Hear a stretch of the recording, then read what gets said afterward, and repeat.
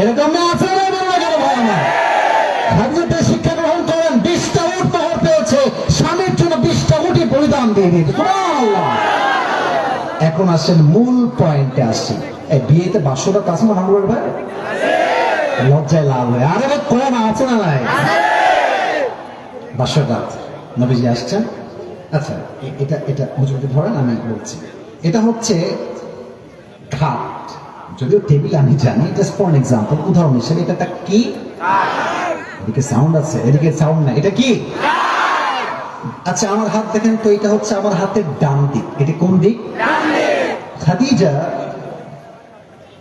নবীর আসার পূর্বে ঘাটের ডান দিকে বসে আছে আদব হিসেবে, চুপ করে ঘোমটা দিয়ে বসে আছে। নবীজি গেট খুলে প্রবেশ করেছেন, বামে এসে নবীজি বসেছেন, কথা চলছে normally as a husband wife, স্বামী স্ত্রীর কথা। এখন খাদিজা বলছে, আচ্ছা আপনি কি জানেন যে আপনার মতো চরিত্রবান যুবকের সন্ধান আমার মতো একজন মেয়ে কেমনে পেল, এবং আমি আপনাকে স্বামী হিসেবে কেমনে পেলাম? বলছেন না তা তো জানি না, আপনি বললে ভালো হয়। বলছে আমার প্রথম স্বামীও মারা গেছে, সেকেন্ড স্বামীও মারা গেছে, তৃতীয় স্বামীও মারা গেছে, আমার মতো কষ্টে এই তলাটা কেউ ছিল না। ওই মুহূর্তে আমি সবরকে আমার জীবনের সবচেয়ে বড় শক্তি বানিয়েছি, আর ওই ধৈর্যের বিনিময়ে আমার মতো একজন মহিলাকে আল্লাহ তাআলা শেষ নবীর প্রথম স্ত্রী হিসেবে কবুল করে নিয়েছেন। দিস ইজ কল্ড সবর, দিস ইজ কল্ড ধৈর্য। এটাই তো ধৈর্য। আর ধৈর্য ধারণ করে করবা, মার খাও, শহীদ হও, জীবন দাও, রক্ত দাও, আল্লাহর দিনকে কায়েম করে ছাড়বে যুবক ভাইরা, ঠিক কিনা বলো? আপনার আল্লামা দেলোয়ার হোসেন সাইদি হুজুরের নাম শুনছেন না? ওই নামটা বললে আগে অনেকে বলতো রাজাকার, এখন রাজাকার কেউ বলুক না, পিঠের চামড়া একটাও বাকি থাকে, মৌলবাদী। কি বাদী? ঠিক বেঠিক পরে বলবেন, আগে বলেন কি বাদী? তো সাইদি সাহেব বলতেন যে মৌলবাদী বললে আমরা রাগটা করি না। কেন রাগ করি না? কারণ এই মৌল, এই শব্দ আসছে মূল থেকে। কি থেকে আসছে? মূল মানে কি? মূল মনে হচ্ছে আল্লাহ, মূল মানে হচ্ছে তার রাসূল। মূল মানে কি? মূল মানে হচ্ছে আল্লাহ, মূল মানে হচ্ছে কোরআন। আচ্ছা বলো তো, গাছের আগায় শক্তি বেশি না গোড়ায় শক্তি বেশি? উনি বলতেন যারা আমাদেরকে মৌলবাদী বলে গালি দাও তারা হচ্ছে আগাবাদী। তোমরা তো সেই গাছের ডালে, গাছের উপর আগায় বাড়াবাড়ি বেশি করিল না। 18 কোটি মানুষ মিলে গাছের গোড়া নাড়া দিবে, মামুর বাড়ি দিল্লি গিয়ে পড়বে, দিল্লি গিয়েই পড়েছে। এই জন্য ওনার প্রত্যেকটা কথা কাটায় কাটায় মিলে গেছে। আর আগামীতে আমাদেরকে নিয়োগ করতে হবে, এই দেশের মাটিতে কোন রাজ কায়েম করতে হবে, জীবন দিতে হবে, শহীদ করতে হবে, রক্ত দিতে হবে। কারা কারা যদি হাত তোলা লাগে দেখা দেয়।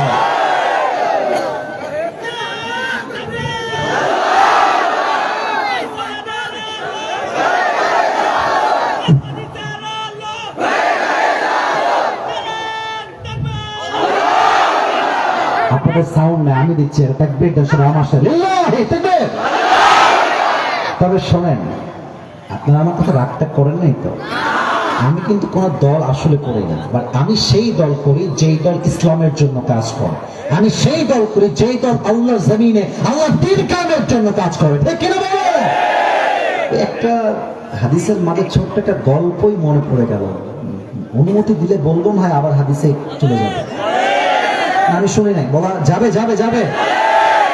অনেক যুবককে দেখবেন যদি বলা হয় নামাজ আয়, প্যান্টটা খারাপ, আজকে বাদ দে, আছে না নাই? অনেক যুবক তো বলেই যাবে এখন কিসের নামাজ রে, বয়স তো মাত্র 24, আমি পরে নামাজ পড়বো, আছে না নাই? বলে আয় চল দিন কায়েমের আন্দোলন করি, বলে না না, বয়স খুবই কম, বড় হয়ে তারপর দেখা যাবে। মনে রাখবেন, তোমার লেজ একদিন সোজা হবে, যৌবনের তারমায় তুমি এত পাগল হয়েছো তাই তোমার লেজ এখন সোজা হচ্ছে না। ঠিক কিনা বলো? গল্পটা হচ্ছে এরকম, ওই বাঘে আর ব্যাঙে ছিল খুব বন্ধুত্ব। সরি বাঘে না, সাপে আর কই যায় এটা, বসো, ওই একটা যায় বসো, আমার দিকে তাকান, সাপে আর ব্যাঙে, বলেন তো সবাই মাগুর ভাড়া, সাপে আর খুব বন্ধু, তো গলায় গলায় পিড়ি। তো একদিন ব্যাঙ সাপকে বলছে, বন্ধু তোমার গায়ের যে কালারটা জাস্ট ওয়াও, তোমার যে ফলা ধরার স্টাইল এমনি জাস্ট ওয়াও, তোমার যে ফস ফস শব্দ just looking like a wow, খুব ভালো লাগে আমার। তবে বন্ধু তোমার একখান বিষয় আমার মোটেও ভালো লাগে না। সাপ বলছে, বন্ধু সেইটা কি? বলছে তুমি যখন হাঁটো এমনি তিরিং বিরিং করে হাঁটো, এই ব্যাখ্যাটা হাঁটা আমার মোটেও ভালো লাগে না বন্ধু, তুমি একটু সোজা হয়ে হাঁটতে পারো না? সাপ খেপে গেছে, বেয়াদব কোথাকার, এত বড় দুঃসাহস, আমার নাম বাবা, এমনি ফস করে উঠছে। ব্যাঙ বলছে, ও বাবা এত প্রশংসা করলাম, একটা ভালো লাগে নাই, একটা বদনাম করলাম, গায়ে লেগে গেল, একদিকে ঝাঁপ গিয়ে পড়ছে পুকুরের ভেতরে। এখন এই যে ফস করে উঠছে, পাশে ছিল এক রাখাল। রাখাল কয়, কিরে ফস করলো কিরে? দৌড় দিয়ে আসছে, দেখছে মাশাআল্লাহ সাপ বাবাজি এমনি আছে। রাখালের হাতে ছিল বিশাল বড় একটা লাঠি, বিসমিল্লাহ বলে ওখানেই শুরু। 5 মিনিটে বাড়াইয়া সমান করে ফেলেছে, সোজা হয়ে গেছে একদম। এখন ব্যাঙ কয়, কিরে বন্ধু তুই ফস ফস করে না, বন্ধু গেল কোয়ানে? উঠে আসছে লাফ দিয়ে, দেখছে বন্ধু তো মাশাআল্লাহ ট্রেনিং ব্রিং নাই, সোজা হয়ে গেছে। এবার ব্যাঙ খুব লাফ দিয়ে কাছে আসছে, দেখছে বন্ধু আর জিন্দা নাই, মুর্দা হয়ে ফেনামেনা সব বের হয়ে গেছে। এবার ব্যাঙ বলছে, বন্ধু সোজা তো হইলেন, তবে ফেনা থাকতে আর হইতে পারলেন না, ফেনা বের হয়ে সোজা হইলেন না। তো যারা আওয়ামী লীগ করতেন আমার প্রিয় ভাইরা, আপনারা সোজা হয় আপনাদের কপালে ছিল, বা ক্ষমতা ছিল বড় বিপদ, ক্ষমতার জন্য আপনারা চাইলেও দলকে ছাড়তে পারেন নাই। নামাজ নেতা এক ওয়াক্ত পড়ে না, বাট স্লোগান দেয় আমার নেতা চরিত্র ফুলের মতো পবিত্র, নামাজ পড়ে না এক ওয়াক্ত। এই নেতাগুলো জাস্ট ভোট পাওয়ার জন্য নামাজ পড়তো, ওয়াল্লাহি এদের মাঝে নেতা হওয়ার কোন যোগ্যতাই ছিল না যুবক ভাইরা, ঠিক কিনা বলো? অতএব সোজা হতে হলে যুবক বয়সে সোজা হওয়া লাগবে। বুড়া বয়সে যখন হাতে লাফি চলে আসবে, আল্লাহ আল্লাহ আস্তাগফিরুল্লাহ, ওই তওবার দাম কিন্তু আল্লাহর কাছে বেশি একটা পাওয়া যাবে না, ঠিক কিনা বলো? আচ্ছা এবার হাদিসে যাই। বিরক্ত হয়ে গেছেন নাকি আপনারা? নবীজির একজনই মাত্র কুমারী স্ত্রী ছিল, তার নাম কি ছিল? এদিকে আমার অ্যাক্টিভ শ্রোতা সবাই বলেন, নামটা কি?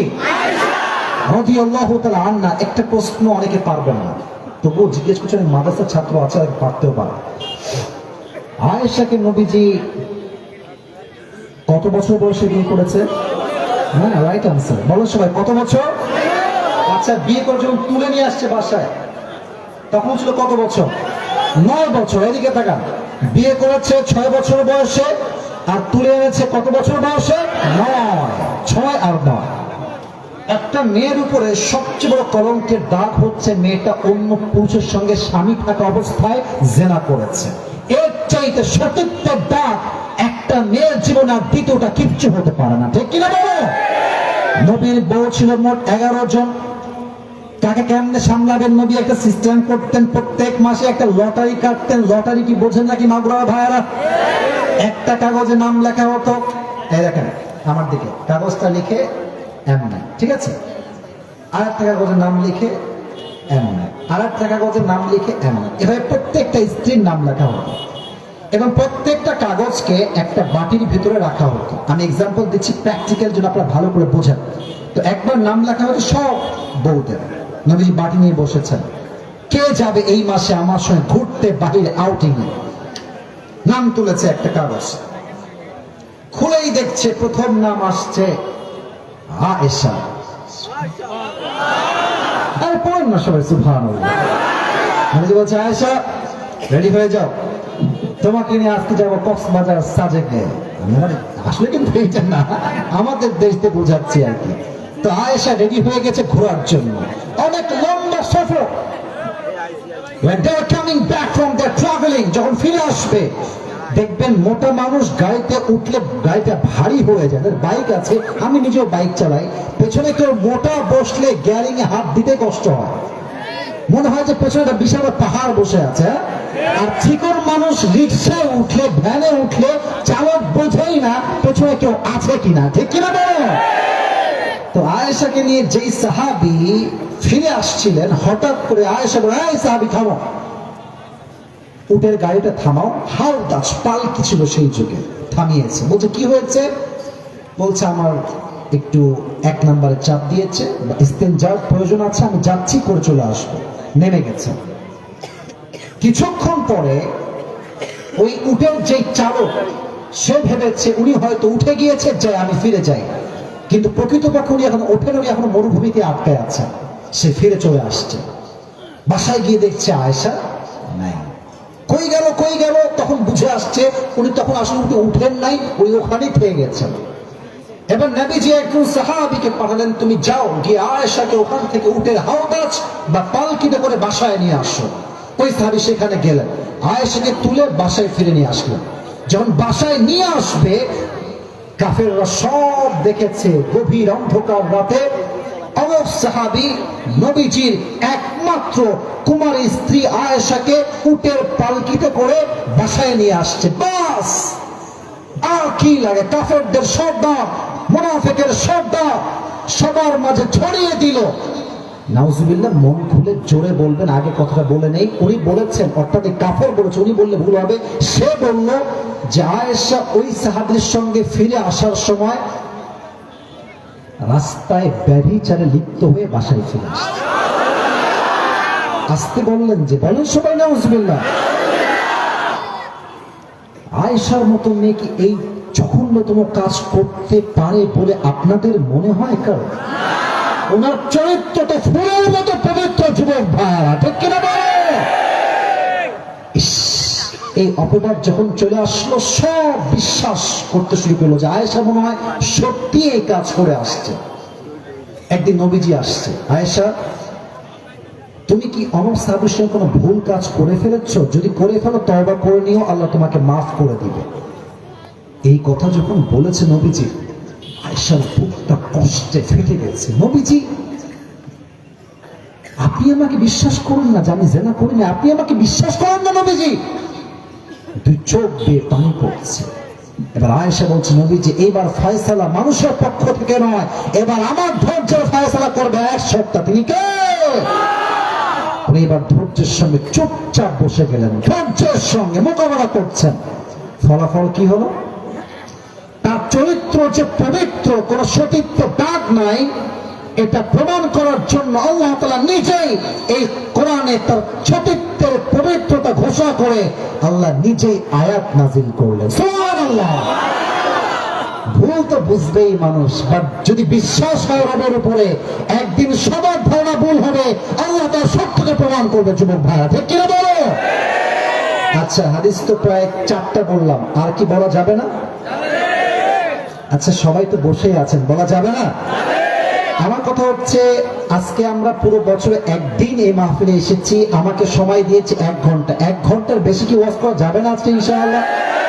আমি একজন যুবককে চাই যে সিঙ্গেল, অনেক কষ্টে আছো, বিবাহিত নও, দাঁড়িয়ে একটা বাঘের মতো তাকবীর দিবা, সব লোক আবার অ্যাক্টিভ হয়ে যাবে। কে আছো? আল্লাহু আকবার না, নারায়ে তাকবীর বা লিল্লাহি তাকবীর বলতে হবে। কে আছে?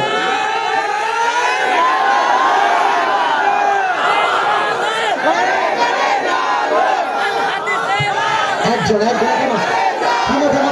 তুমি দাও,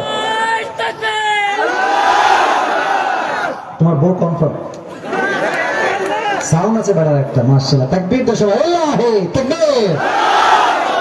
শেষ হাদিস বলছি, এটা বলে শেষ করব। শেষ ভালো যার, শেষ ভালো যার, সব ভালো তার। আমাদের ধৈর্যের সবচেয়ে বড় এক্সাম্পল হচ্ছে মুহাম্মদুর রাসূলুল্লাহ সাল্লাল্লাহু আলাইহি ওয়াসাল্লাম। নবীর জীবনের বয়স যখন মাত্র 6, কই যাবে দুইটা? কালো গেঞ্জি, না আমি উঠে গেলে আমি সময়, আমার সময় শেষ হয়ে গেছে, আমি কিন্তু সময় দিব না। আমি যা দিচ্ছি, যেহেতু আমি খুলনার সন্তান, মাগুরার সন্তান,